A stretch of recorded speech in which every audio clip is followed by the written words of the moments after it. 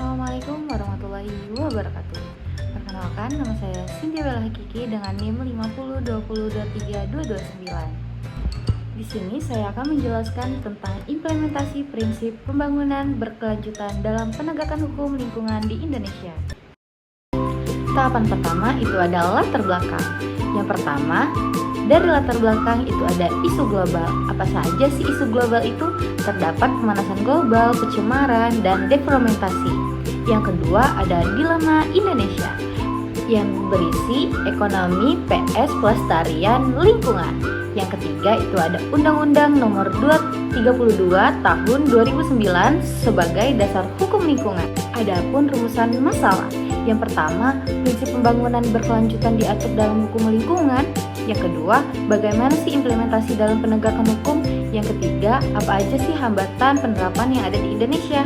Tujuan dan manfaatnya. Tujuannya menjelaskan konsep dan menganalisis penerapan dalam identifikasi hambatan. Dan manfaatnya itu merupakan teori yang menambah wawasan hukum dan lingkungan praktis, namun juga bahan rujukan bagi pemerintah dan masyarakat. Adapun prinsip-prinsip hukum lingkungan yang terdapat ada 5.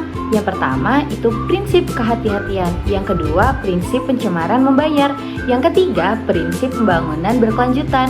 Yang keempat keadilan antar generasi. Dan yang kelima partisipasi publik.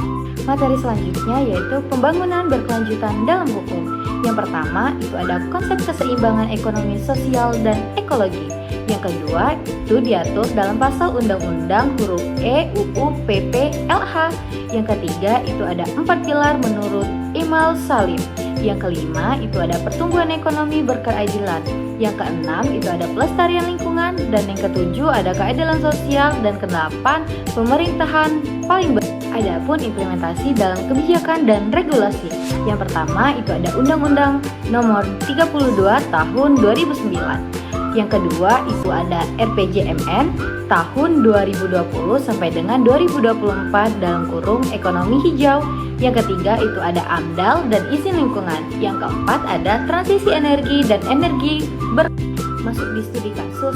Ada juga pencemaran sungai di Citarum nih. Yang pertama itu ada limbah industri, pertanian, dan rumah tangga. Yang kedua program Citarum. Itu terdapat pada Undang-Undang Perpres Nomor 5 Tahun 2018. Yang ketiga ada hambatan, lelahnya koordinasi dan kesadaran dari masyarakat yang rendah. Yang keempat itu ada efek jerah yang belum maksimal. Ada 4 hambatan implementasi nih. Yang pertama itu ada tumpang tindih regulasi. Yang kedua SDM dan koordinasi penegakan hukum lemah. Yang ketiga ada kesadaran masyarakat yang rendah. Yang keempat ada kepentingan ekonomi lebih dari dominan.